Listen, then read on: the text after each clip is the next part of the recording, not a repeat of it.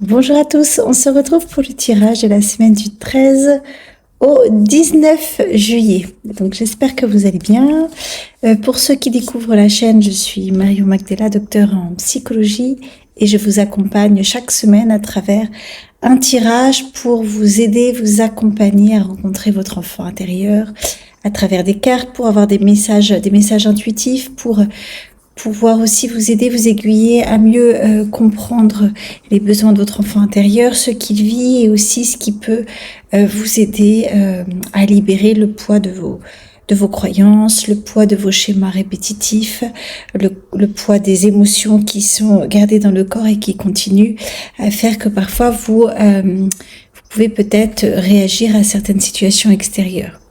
L'extérieur étant un miroir de notre intérieur et n'étant jamais en vrai le seul problème. Le problème étant comment nous réagissons et après, une fois que nous sommes au clair sur ce qui vient se rejouer par rapport à nos réactions, là, nous pouvons voir la situation telle qu'elle est sans nos filtres et nos projections. Alors, quel est le message pour votre enfant intérieur? Qu'est-ce qu'il vit cette semaine? Quels vont être ses besoins et l'énergie pour intégrer tout ça? Ok. Pour ceux qui découvrent, vous voyez, je ne vais même pas présenter. Hop, donc j'utilise l'oracle des chakras. À l'endroit, c'est mieux. Alors, là, on est sur de l'énergie de l'intuition. Alors, pour ceux qui ont suivi un peu les dernières semaines, c'est intéressant parce qu'on est toujours sur quelque chose un peu de guidance, de besoin de suivre la voie de votre âme, vos rêves, vos intuitions, votre imagination. Et là, votre enfant intérieur, il est en plein dedans. Donc, il y a vraiment une part de vous qui avait besoin à la fois de suivre vos idées. Donc là, on est sur la carte de idée-imagination. Voyez quelque chose qui vient, le Oura, là il a le petit troisième œil qui est ouvert, il y a quelque chose que je ressens autour de moi, des idées, des besoins de créativité, il y a de nouvelles considérations, peut-être des projets de vacances ou des projets pour percevoir peut-être votre vie de famille différemment. Est-ce que plutôt que de la voir dans un certain cadre, est-ce que je pourrais pas essayer de sortir de ce cadre et de créer, d'imaginer et surtout de faire en sorte que votre vie soit vraiment en lien avec votre aspiration d'âme. Vous voyez, c'est comment construire la vie que je souhaite profondément, tout en prenant bien évidemment les contraintes de l'extérieur. L'idée est vraiment de pouvoir incarner vos désirs et pas que ce soit des choses fantasmées qui vous mettraient dans une forme de souffrance. C'est vraiment comment, à travers mes aspirations et mes désirs, je peux mettre en place mes idées, comment je peux mettre en place ce qui m'anime intérieurement et sortir d'une certaine peur dans le troisième œil. Donc là, on est sur la partie intuitive, mais parfois, ce qui nous empêche d'être dans l'intuition, ce sont par exemple les ruminations. Vous voyez, quand je pense toujours à quelque chose et que du coup, la chose n'arrive pas et du coup, ça vient créer des peurs, ça vient créer des doutes. C'est comment je peux laisser mon imagination prendre le pas et calmer le mental. Il y a les ruminations, mais il y a aussi la surintellectualisation. Ça, c'est un mécanisme de défense.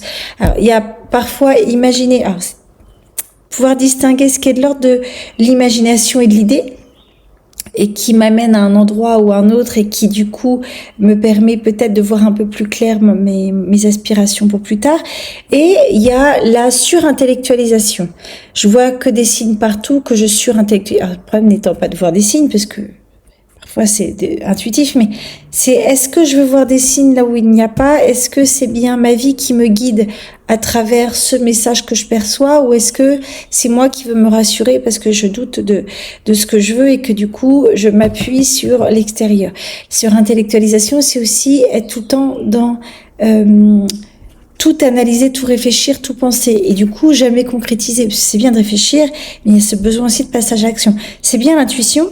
C'est bien de se connecter à son guide intérieur, c'est pour voir l'aspiration de l'âme, mais il y a aussi un endroit où il y a besoin de passer à l'action. hein, une spiritualité incarnée, comme je vous le disais la dernière fois. C'est-à-dire, je suis ici dans un corps pour incarner mon corps, pour incarner ma vie. Si c'est juste de l'ordre du désir et du fantasme et c'est qu'il y a quelque chose à l'intérieur qui a besoin de se poser. C'est qu'il y a certainement des blocages dans votre vie qui vous empêchent de pouvoir vous lancer dans ce que vous avez vraiment envie de créer. Peut-être que c'est lié à des peurs, peut-être qu'il y a des insécurités liées à votre histoire, peut-être qu'on vous a aussi beaucoup jugé par rapport à vos rêves. Si enfant, parce que quand on est enfant, souvent on est très créatif et on a plein d'idées, on a des amis imaginaires, on raconte des histoires, etc. Et parfois, on peut être coupé enfant, hein, de nous ramener à fais tes devoirs, va chercher un travail qui rapporte de l'argent. Vous voyez, alors quelque chose qui est très concret. Alors c'est important le concret, encore une fois, hein, on est dans quelque chose de la matière, donc l'idée c'est pas de rester dans une créativité qui va se fermer sur vous-même et vous faire souffrir. C'est plutôt ok, j'ai beaucoup d'imagination. Comment retrouver l'imagination de mon enfant intérieur? Comment retrouver le côté je joue avec rien, parce qu'en réalité aujourd'hui on achète beaucoup de choses aux enfants, mais les enfants ils jouent avec rien. On joue plus avec le carton qu'avec ce qu'il y a à l'intérieur. Vous voyez, comment je peux, à travers 2 bouts de carton, réussir à jouer, à passer du temps? Comment je peux imaginer? Peut-être même vous pouvez essayer dans votre quotidien d'essayer à travers quelque chose qui peut paraître futile, mais comment, voyez, vous mangez, vous cuisinez, tiens, comment mettre un peu de l'intuitif pas forcément suivre la recette, mais comment je peux essayer de mettre des épices avec mon intuition, d'essayer de faire des choses. Dans votre travail, c'est pareil. Si vous avez un travail avec du protocole, comment essayer de me laisser un peu aller à quelque chose d'un peu nouveau, sortir un peu du cadre pour aller au travail. Je prends pas le même chemin. On a une tendance à prendre toujours les mêmes chemins. Ou je m'assois pas au même endroit. Je sais pas si vous avez déjà remarqué, mais quand on est dans des groupes ou quand on va toujours au même endroit. Moi, la première, hein. Mais d'essayer d'aller à contre-courant de ça, de sortir du cadre et de sortir ce que notre endroit, parce qu'il y a aussi l'empreinte de notre énergie. Donc, essayez de sortir, parce que quand on est dans un groupe, de s'asseoir à une autre place, ça fait qu'on a une autre vision. On n'est plus non plus à côté des mêmes personnes, donc on peut presque se retrouver en sécurité quand on est à la même place. À l'école, quand on nous assigne une place, c'est pareil en fait. Ça devient une zone un peu de sécurité, un peu un territoire. C'est comment apprendre à ce que le territoire soit bien à l'intérieur et pas à l'extérieur. Il est évidemment intéressant et important d'avoir un territoire extérieur, mais si la condition à ma sécurité, c'est le territoire extérieur, le travail, la maison, la famille, c'est qu'il y a quelque chose à l'intérieur qui n'est pas sécure. Voyez ? Donc, d'essayer vraiment de créer avec votre imaginatif une vie qui va vous sortir un peu du cadre, mais qui va vous permettre vraiment d'oser être qui vous avez envie d'être. L'idée, c'est pas du tout de changer l'extérieur. J'insiste, l'extérieur est un miroir. C'est comment, à travers mon extérieur, à travers des choses qui peut-être ne me correspondent plus tout à fait, comment je peux créer un espace où mon âme va vibrer, où mon âme va se sentir chez elle d'une certaine manière. Hein, et si votre imagination reste qu'à cet endroit-là et que vous sentez que vous êtes un peu en circuit fermé, un pas en arrière. Qu'est-ce que je viens protéger? La surintellectualisation, c'est un mécanisme de défense. C'est une manière de pas aller voir, vraiment d'aller poser dans la matière, dans la vraie vie, ces idées. Qu'est-ce qui se passe? Est-ce que on s'est moqué de moi? Est-ce que j'ai tellement été rabaissée que du coup j'ai perdu confiance? Est-ce que j'ai pas suffisamment d'estime de moi-même? Est-ce que j'ai beaucoup d'insécurité? Est-ce que j'ai appris à suivre les règles, le cadre, et que je peux pas m'autoriser à sortir parce qu'il y a quelque chose de trop dangereux? Vous voyez, d'essayer de sentir à quel endroit dans le corps vous sentez que ça tiraille. À quel endroit dans le corps je sens que je suis bloquée? Est-ce que c'est dans le bas du corps? Est-ce que, oui, même physiquement, j'ai du mal à avancer? Que là, on serait plus sur la sécurité, la racine. Est-ce que c'est que j'ai pas le droit de prendre du plaisir et d'aller dans mes désirs? Là, on serait plutôt dans le bas du ventre, dans quelque chose de l'ordre du chakra sacré, qui est dans la joie de vivre, nos émotions, vous voyez, c'est la joie de notre enfant intérieur. Est-ce que c'est parce que j'ai été humiliée, blessée, que du coup j'ai un manque de confiance en moi? Donc là, on sera plus dans l'énergie du plexus solaire. Vous voyez, d'essayer de voir à quel endroit je suis bloquée. Donc, le besoin de votre enfant intérieur. Donc, on est dans vraiment quelque chose de très spirituel. Hein. Se relier au divin, se relier à l'univers, peu importe comment on l'appelle, à la sagesse universelle, et reprendre votre pouvoir intérieur. On l'a déjà eu il y a quelques semaines, cette carte. C'est que j'ai un pouvoir de création à l'intérieur. Mon extérieur est le miroir. Si je suis bloquée, pardon, j'insiste, mais parce que c'est vraiment important de l'intégrer. Au-delà de le comprendre, c'est vraiment de l'intégrer. Quand je bute sur quelque chose qui me gêne à l'extérieur, c'est qu'il y a quelque chose à l'intérieur qui m'empêche. D'accord? Qu'est-ce qui m'empêche? Est-ce que c'est mes croyances limitantes? Est-ce qu'il y a quelque chose de l'histoire de mon passé qui m'empêche? Est-ce que j'ai été dans le passé enfant bloqué? Est-ce que j'ai quelqu'un dans du transgénérationnel, dans mes grands-parents, mes parents qui ont été bloqués dans le fait d'avancer? Est-ce que j'ai été bloquée dans la vie intra-utérine? Comment s'est passée la grossesse de maman? Est-ce que elle a failli me perdre? Auquel cas, comment je me sens aussi en sécurité dans cette vie? Est-ce que dans le fait de sortir du ventre de maman, est-ce que j'ai été bloquée? Petite pensée pour la personne avec qui je travaillais ça récemment. Donc, vous voyez, qu'est-ce qui m'empêche d'avancer vers mes rêves? Si c'est de l'ordre de la croyance, n'hésitez pas à poser ce qui vous limite et d'essayer de travailler sur le positif. Voilà, si j'ai le sentiment que je mérite pas parce que je ne suis pas assez bien, d'essayer vraiment de le transformer en positif et d'aller voir d'où vient cette croyance, qui m'a transmis ça, et à quel moment dans ma vie c'est venu résonner. Est-ce que mon petit enfant intérieur, est-ce qu'il y a une situation, je sais pas, lorsque j'avais 6-7 ans, est-ce que c'est quelque chose à l'école ou est-ce que c'est quelque chose que j'entendais beaucoup à la maison? Est-ce que c'est maman qui venait me répéter ça toute la journée ou est-ce que je le sentais dans le regard de papa? Est-ce que peut-être même dans le couple conjugal, est-ce que maman et papa pouvaient se disputer où il y avait aussi des humiliations, où vous entendiez votre mère ou votre père casser l'autre? Ça, c'est vraiment des choses qui viennent nous impacter dans notre manière de grandir et de voir l'avenir, de nous poser aussi par rapport à la vie, à notre vie.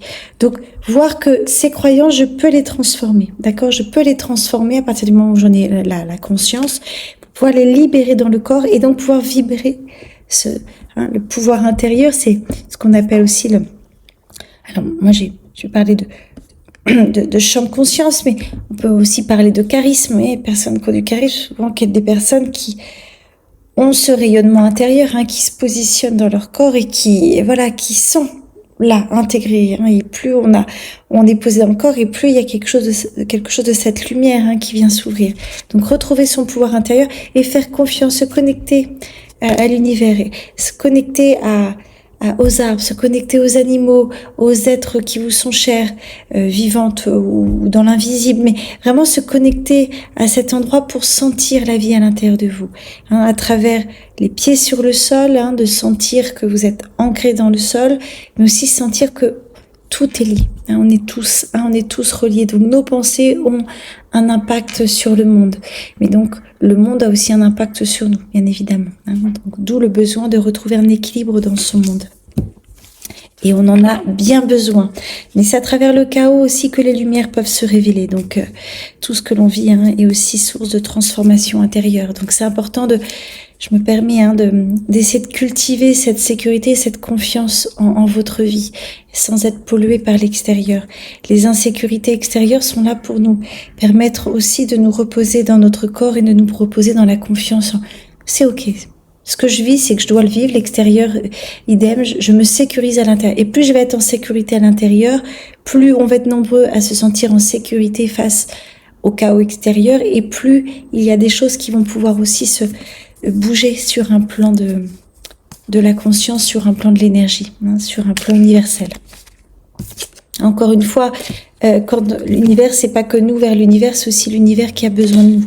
Le divin a besoin aussi de nous dans cette incarnation, parce que nous sommes là aussi pour répondre au plan divin. Que ce soit sur un plan individuel, mais aussi du collectif. Tout est relié. Et donc l'énergie d'intégrer, l'énergie pour intégrer ces messages. Ok, l'ancrage. Je m'ancre. Je m'ancre, c'est-à-dire les pieds sur le sol. Comment je sens mes deux pieds sur le sol? Est-ce que j'ai des problèmes de pieds, problèmes de jambes, problème vous voyez, au niveau de l'intime. Est-ce que j'ai vous voyez, comment je me sens dans le bas du corps? Est-ce que je sens pas? Parfois, on ne sent pas le bas de son corps, on se sent coupé. Vraiment de pouvoir cultiver un travail d'ancrage. Ça peut être à travers des mantras. Le mantra qui est le RAM pour le chakra racine, c'est-à-dire le mantra, c'est je fais rouler, c'est le son qui va venir vibrer à travers votre chakra racine. Vous pouvez aussi faire je cherchais des petites cartes de yoga que j'étais persuadée d'avoir pris pour la position du yoga. Ah voilà, que je fasse à peu près bien. Voilà, donc la petite séance, si vous aimez le yoga, de faire ce qui permet d'ancrer au niveau de la racine. Il y a l'arbre. Il n'y en a pas qu'une, bien évidemment. Là, je vous donne un exemple. C'est d'essayer vraiment de sentir. C'est marcher du pied. Marcher du pied dans la nature, mais même sans ça, déjà de marcher du pied dans votre appartement. De sentir vraiment votre connexion à la matière. Et de communiquer davantage vos besoins. Plus je me sens en sécurité et ancrée, plus je peux exprimer à l'extérieur ce que je ressens au niveau intuitif, mes aspirations, mes rêves, en étant là, vraiment maître de mon pouvoir intérieur, sans me laisser bousculer par ce que l'autre va juger, va penser. Si j'ai besoin, je parle bien de besoin et pas d'envie, si là j'ai besoin d'ancrage, j'ai besoin là de vraiment pouvoir me connecter à la nature, j'ai vraiment besoin de silence. Il y a vraiment quelque chose qui est dans une nécessité à l'intérieur. Si j'ai ce besoin-là, tout en étant vraiment dans cette sécurité intérieure, je communique sans me laisser happer par l'autre qui va me dire que non, pas du tout, que c'est mieux d'aller à tel endroit, ou que pas du tout, vous vous trompez. Moi, je sais. Je sais, c'est mon intuition qui me guide, d'accord? Donc, je reprends mon pouvoir à l'intérieur. Là, quand je dis moi, je sais, c'est toute la difficulté. Est-ce que je suis dans l'intuition ou est-ce que je suis dans... je veux voir apparaître ce que je désire, mais qui est peut-être pas de l'ordre de l'intuition, mais qui est peut-être de l'ordre d'une projection liée à quelque chose qui n'est pas très clair à l'intérieur. Alors, comment faire plus simple? Peut-être que mon intuition, c'est d'aller vivre en bord de mer. Peut-être qu'intuitivement, je mets, c'est ça. Mais peut-être qu'en fait, je projette sur le bord de mer quelque chose qui n'est pas lié à une intuition, mais qui est plutôt lié à quelque chose peut-être d'une nostalgie liée à mon histoire, ou peut-être quelque chose lié à une projection de vie parce que je suis pas bien là où je suis et que le problème, c'est peut-être pas la mer, c'est peut-être comment je me sens dans ma relation, comment je me sens dans ma vie de famille, comment je me sens dans mon travail. Et que je me dis que c'est la mer, le fait de vivre au bord de mer qui va tout changer. Alors peut-être que ce qui a besoin de changer, c'est comment je me sens dans ma vie actuelle. Mais peut-être que le fait d'aller vivre au bord de mer est tout à fait juste. Je suis pas en train de dire que vos aspirations ne sont pas justes. C'est juste d'essayer de noter à quel endroit ça vient bien d'une intuition, de quelque chose qui m'inspire, de quelque chose qui tombe dans ma tête et qui devient obsessionnel, suranalyse, où là je suis à un autre endroit. Ce qui veut pas dire que c'est pas juste d'aller au bord de mer, mais c'est peut-être que dans le fait d'aller en bord de mer, il y a peut-être quelque chose qui est lié aussi à votre histoire, à des croyances, à des peurs qui ont besoin d'être résolues pour pouvoir être pleinement aligné dans le fait d'aller en bord de mer. Et souvent, quand on est aligné, c'est là où ça s'ouvre. J'espère que je vous ai pas perdu entre intuition et suranalyse, mais l'idée c'est que parfois on a le sentiment que c'est de l'intuition parce qu'on a vu des signes, mais c'est pas vraiment des signes, c'est notre ego qui a besoin d'être rassuré sur un endroit parce qu'il y a une peur, parce qu'il y a une croyance, parce que il y a quelque chose, on a besoin de s'accrocher à ça pour ne pas s'effondrer. Vous voyez, c'est de sentir, est-ce que je suis attachée au fait d'aller au bord de mer où j'y mets tout un tas d'enjeux qui là parlerait plutôt d'une blessure que d'une intuition. L'intuition est quelque chose d'ouvert. C'est un truc, c'est ah là j'aimerais trop aller en bord de mer et ça ouvre, ça rend heureux, vous voyez. Ah c'est trop chouette. Alors que si ça me rend heureux, mais que derrière il y a, c'est qu'il y a un truc à aller chercher derrière, d'accord. Mais quand je suis bien ancrée dans ma vie, c'est là où je peux faire la nuance entre ce qui est de l'ordre de la peur et de la projection. Hein, quand je suis bien ancrée dans mon corps et que je suis bien reliée à ce qui se passe avec la confiance dans mon pouvoir intérieur, pouvoir sentir dans votre corps à quel endroit je suis à côté, à quel endroit je suis dans l'attachement, à quel endroit c'est ouvert. Et ça, vous allez sentir, c'est dans le corps. C'est pour ça que c'est vraiment important de pouvoir être à l'écoute de votre corps. Votre enfant intérieur, à travers vos émotions, il vient vous guider. Quand c'est ouvert, c'est ouvert. Quand vous sentez qu'il y a un truc dans le corps qui tique ou qui se ferme ou qui bloque, c'est que votre enfant intérieur a quelque chose à vous dire. C'est qu'il y a quelque chose de votre histoire qui n'est pas pleinement résolu. Ce qui ne veut pas dire que l'intuition n'est pas juste, c'est que parfois, il y a un timing divin. Hein, ce que je vous disais, parfois, vous voulez aller vivre en bord de mer en 2026 et finalement, parce que vous avez besoin de travailler sur des choses, ça va s'ouvrir qu'en 2027. Ce qui ne veut pas dire que votre intuition était mauvaise, c'est juste qu'il y a quelque chose peut-être qui bloque. D'accord ? Donc c'est ça qui est important de sauver. Puis des fois, une fois qu'on travaille sur ce qui bloque, en fait, je veux plus aller à la mer, je vais aller vivre à la montagne. Vous voyez, ce qui m'est arrivé, j'étais persuadée de... Enfin, j'avais senti dans mon cœur que c'était les États-Unis. Bon, finalement, changement de cap et je me retrouve, après un séjour à Marseille, retour en Normandie. Donc, comme quoi... mais j'étais vraiment... L'intuition était vraiment très ouverte. Donc, vous voyez, j'étais pas à côté de mes pompes dans ce moment-là. C'est juste que tout d'un coup, il y a eu un changement de cap, changement de cycle, qui fait que la vérité était à un autre endroit. Mon âme avait en réalité besoin d'aller vers autre chose. Mais dans le fait d'aller vers les États-Unis, ça m'a amené à aller cheminer, travailler à d'autres endroits. C'est pour ça que tout est juste. Alors, petit message du cœur. Le sacré. Je suis une personne joyeuse et lumineuse. Les personnes aiment être avec moi. Je la refais. Je suis une personne joyeuse et lumineuse. Les personnes aiment être avec moi. Je rayonne. Je reprends mon pouvoir intérieur. On est sur le sacré. Voilà, je reviens dans vraiment la joie de vivre, dans mon aspiration profonde. Je suis une personne lumineuse. J'ai confiance dans qui je suis. D'accord ? J'ai confiance dans ce que je rayonne. J'ai confiance dans mes désirs. J'ai confiance dans ma joie intérieure. J'ai vraiment confiance que qui je suis est digne. Je ne sais pas pourquoi je clôture sur ça, mais je vais dire ce qu'il y a. Digne d'être aimée pour qui elle est et pas pour ce qu'elle fait. Vous allez me dire, rien à voir avec la choucroute, on est sur le chakra sacré et pas le chakra cœur. Mais bon, il y a quand même quelque chose de je sais pas, il y a ça qui me vient, il y a... Est-ce que je désire être avec moi-même ? Est-ce que le désir, la joie, le plaisir, est-ce que je prends du plaisir à être avec moi-même ? Est-ce que je prends du plaisir à